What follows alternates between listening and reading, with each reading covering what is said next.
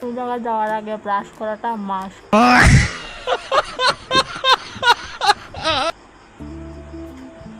Hello everyone, welcome back to my channel. তো আজকের ভিডিওটা অনেকটা স্পেশাল হতে চলেছে, কারণ আজকে আমরা যেতে চলেছি জীবনের প্রথমবার একা একা। আমি আর মা যাব কোথাও, যেতে চলেছি সারা রাত ট্রেনের জার্নি করে, জীবনের প্রথমবার যাব। তো খুবই এক্সাইটেড আছি। আর এখন ব্যাগ প্যাকিং করার বাকি রয়েছে, রান্না বান্না করবো, খাওয়া দাওয়া করবো। তো সবটাই থাকবে আজকের এই ব্লগে। তোমরা ব্লগটা স্কিপ না করে দেখতে থাকো।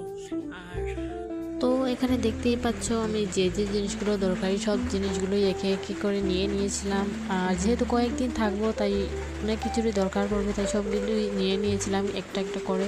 আর এখানে ব্যাগটাও আমি গুছিয়ে নিয়েছিলাম, যে যে জিনিসপত্রগুলো দরকারি সেগুলোই নিচ্ছিলাম। আর যেহেতু আমি জীবনের প্রথমবার যাচ্ছি তাই অনেকটাই নার্ভাস ফিল করছিলাম, তারপরেও মনে অনেক সাহস নিয়ে সব কাপড়পত্র গুছিয়ে নিচ্ছিলাম।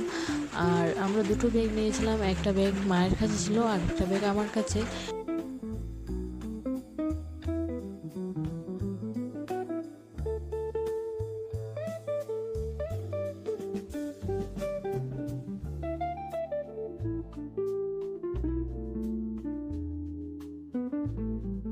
তো তোমরা তো দেখতেই পাচ্ছ আমি এখানে সব জিনিসপত্র একে একে করে গুছিয়ে নিয়েছিলাম, আর ব্যাগটা ভালোভাবেই গুছিয়ে নিয়েছি। আর এই ড্রেসটা পরে আমি যাব, তো দেখছিলাম এই ড্রেসটা পরে আমাকে কেমন লাগবে। আর যেহেতু আমরা অনেক দিন পর বাড়ি থেকে বেরোচ্ছি তাই খুশি ঠেলা একটু নেচেই নিলাম, খুব আনন্দ লাগছিল। আর সব শেষে আমি চলে গেছিলাম রান্নাঘরে রান্না করতে।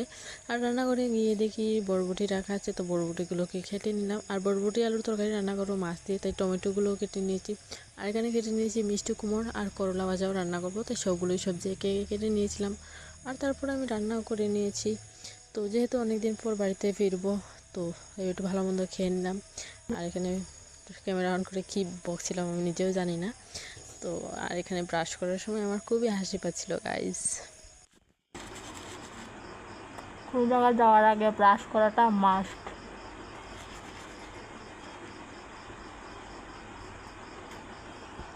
আর তারপর দেখো এখানে ব্যাগপত্র নিয়ে আমি রেডি হয়ে গেছিলাম বাড়ি থেকে বেরোনোর জন্য। টোটোওয়ালা চলে এসেছিলো বাড়িতে সামনে, তাই এখন চলে যাব বাড়ি থেকে।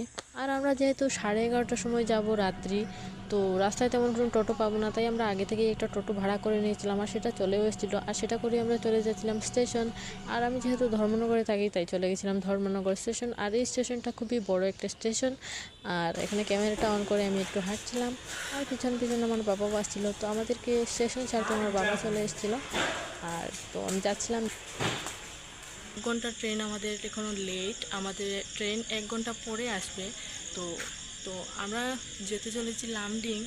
আর ধর্মনগর স্টেশন থেকে লামডিং যেতে প্রায় 2 দিন সময় লাগে, 2 দিনের ট্রেন জার্নি করে যাব।